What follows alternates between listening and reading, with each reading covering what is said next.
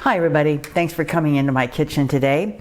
I am making a super simple cinnamon bread.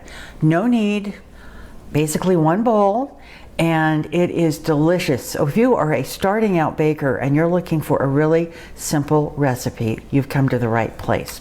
So let's get all set up and we'll get started. All right, I have a large bowl here and we're going to start by blooming or getting our yeast ready. And I'm going to pour in some nice warm water, just a good, not hot, but a nice good warm water. And in there I'm going to put some yeast.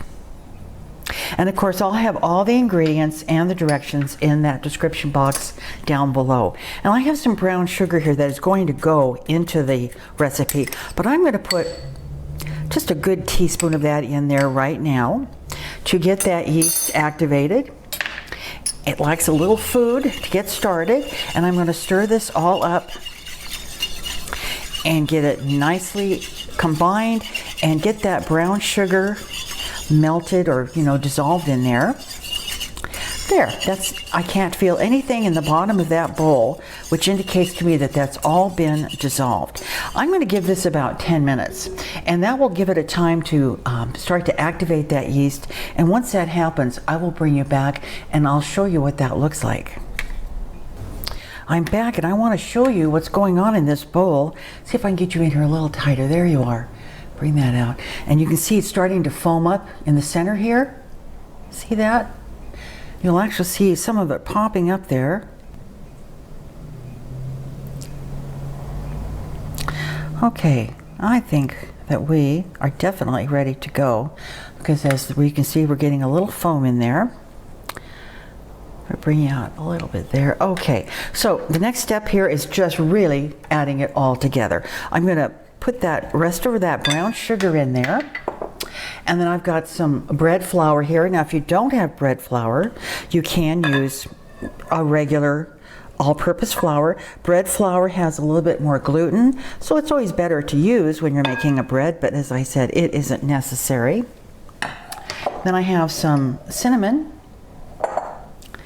and some salt. And then I have some raisins here. And what I've done with these is I have taken just a teaspoon of the flour that I have measured out, and I dusted it with the flour and I kind of stirred them up in there.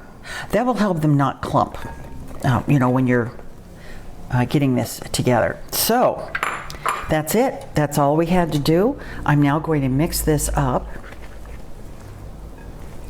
And this will be done in several hours. We have to let it sit on the counter and let it rise, and then we're going to put it in a bake pan, of course, and let it rise a little bit there, and then it'll go in the oven. So I'm going to just start to combine this, kind of fold it in on itself. I don't know whether you've ever folded egg whites or not, but this is kind of the same motion, just kind of folding it in on itself. I'm going to bring a little spatula in here, clean that off. And clean the sides of my bowl. It's really a great recipe, and if you're just starting out trying to learn to bake bread, or you're an experienced bread baker, this is a wonderful recipe. And we are almost there. Just want to combine the bread flour and the cinnamon and the raisins.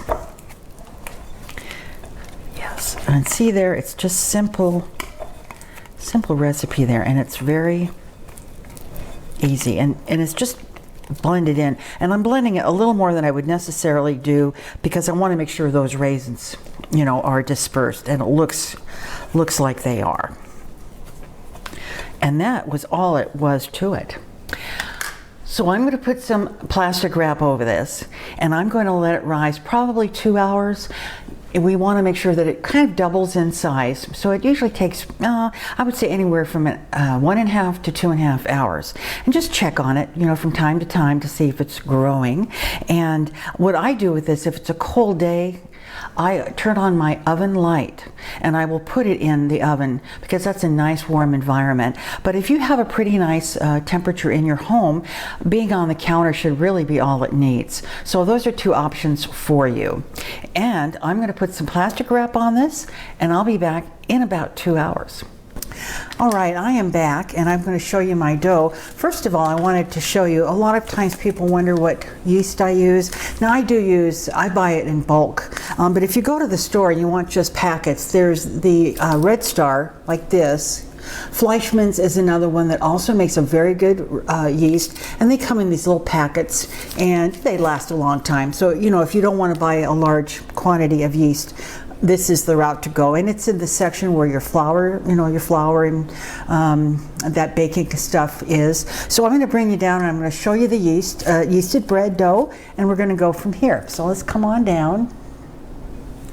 And as you can see, I'll bring you in a little closer. There you are. This has been just 2 hours, and it's done a very nice rise. So I'm going to just take my little tool here and I'm going to break down that yeast and get it back to where we almost were. Just again, we're doing kind of a folding over method just to consolidate that dough. It's a beautiful dough. You're going to be very happy that you've tried this recipe. Okay, that is just about it. You can still feel a little of that gassiness in there, and we're just going to stir that down. All right, now I'm going to bring my bake pan in here. This is going to be a loaf pan, and what I have done here, this is a 9 by 5 by about 3.5, 4, and this is a stickier dough. Now regular dough, when you make bread, doesn't necessarily need this, but this is a stickier dough, and I have made this bread before and I've greased the pan, but I find that if you put some parchment in here, especially down on that bottom, that it's going to come out a lot easier. So this is parchment paper. I did oil the pan, put the parchment paper in there. If you don't have parchment paper, foil would work just as well. So now I'm going to take this dough and I'm just going to sort of plop it in there, just like that.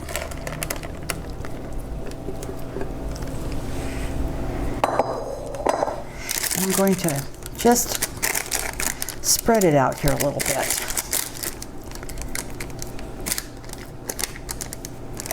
All right, I'm going to put some plastic wrap over this and give it about 30 minutes. That's about what it'll take. And what you want is that dough to just sort of crest over the edges of that, the edges of the pan. So it'll just kind of come over and say, okay, it's just starting to go above that. Your temperature, again, should be set at 400 degrees. And, your oven rack should be not in the center, but maybe the shelf right below the center. And once we are ready to put it in the oven, we'll come back. All right, I am back, and it's been about 30 minutes. My oven is preheated at 400 degrees, and I'm going to bring you down, show you this bread dough before we put it in the oven. So let's come on down. Okay, now I'm going to bring you in a little bit so you can see what I'm doing here. All right, as you can see, it was very loosely covered. Let me take that off there, and see, it's just now. So this is the edge of the pan. It's just now starting to crest over that, as you can see. So I'm going to put this in my oven and I'm going to cook it. I'm going to bake it for about 40 minutes. It'll be a nice, beautiful brown. And when that is done, I will bring you back.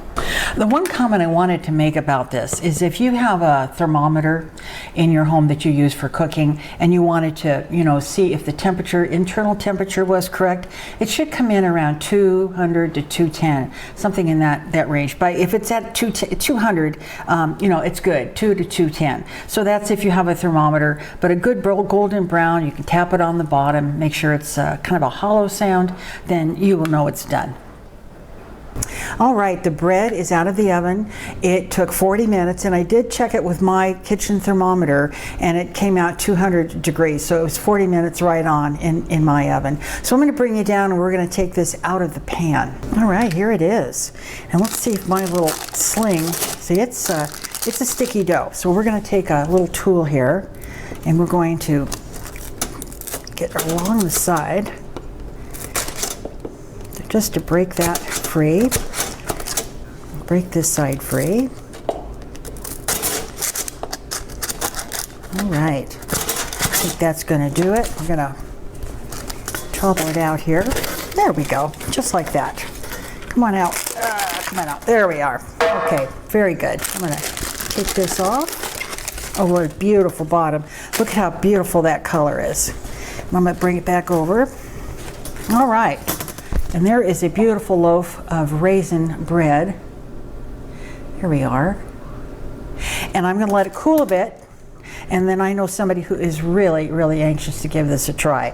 So as soon as it's cool enough to cut, I'll bring it back and we're gonna take a taste.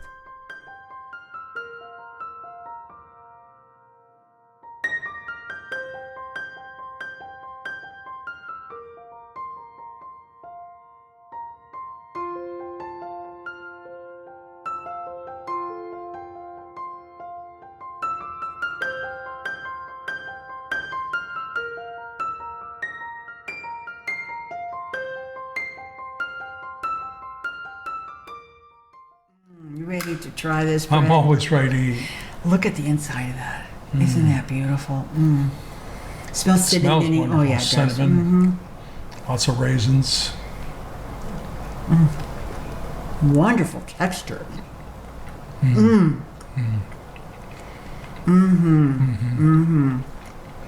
Wow. This is better than the last one I made. Yeah, I like that. This, he toasts in the morning. And that is so good. It reminds me of the cinnamon bread that you would buy when we were much younger. When we were a kid, they had like sugar crystallized over the top of it. Yeah. Oh, this is really good though. This is every bit as good, only a few less calories. I guess you could glaze the top if you wanted. If you wanted to. Yeah. So, my mouth is full. And I'm unshaven because we're going into hibernation mode. You saw how easy it is to put together a no-knead bread. Took several hours, you know, get the yeast going, let it rise, put it in the pan, put it in the oven. I've seen recipes where you have to wait 24 hours and you got to start it the next day. No, not this recipe. If you want to make an easy bread, this is the one. And I hope you give it a try because it is, oh, it's delicious. Dynamite. It is great. All right, thanks a lot for watching. Tell your friends, subscribe, check out my Amazon store, which there's a link down below. And just Stay warm, stay safe. and enjoy some really good bread. Bon appetit. Okay, take care, everybody. Bye-bye. Bye.